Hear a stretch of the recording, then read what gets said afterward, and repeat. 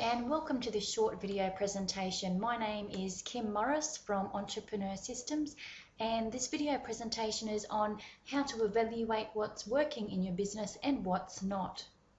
Have you ever been so caught up in what you're doing in your business that you're actually wondering if it's even working?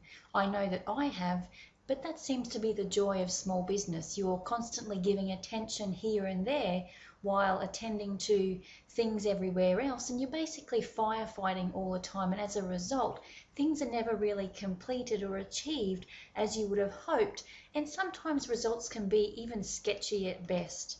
Well, over the years, from working with many different companies where I've been involved in implementing software, upgrading web technology, or even just overhauling major business processes, I've realized that the same fundamentals that are used to determine if something's working or not can actually be applied to small business.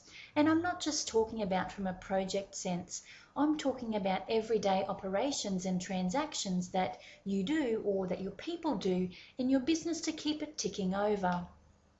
And as with everything in your business, it all comes down to simple process to really detect what's working and what's not, what you need to be giving more energy to, and what really doesn't matter in the grand scheme of things. It's a two-phased approach. The first phase is where you actually need to identify what your core business processes are. And these are the ones that are fundamental in the ongoing operation and viability of your business, and without which your business would not survive. Once you've identified your core business processes for each one, you need to ask, what do I expect should happen as a result of this process? Following this, the next question you should ask is what's really happening what I expected should happen?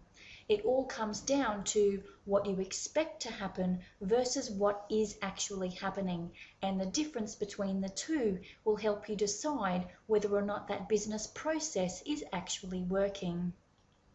With the first part of this exercise, it's a really good idea to involve the people who carry out the business processes you're trying to evaluate, because they'll have an insider's take on any peculiarities and anomalies that might not be so obvious from an outside looking in perspective. But after all this, after you've identified your core business processes, worked out what you expected should happen and what is actually happening in reality, you're left with a list of your core processes that are probably working okay, and a list of core processes that are just not living up to your expectations. The second phase of this evaluation process is where you need to determine if you actually need these core processes. It will take an investment of time and energy to improve them, so you want to be sure that you'll see a return on your investment.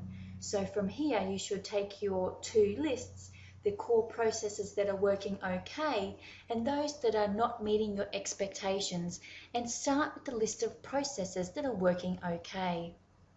Take one process at a time and ask, will the continual execution of this process on a regular basis get me closer to my purpose and ideal vision I have for my business?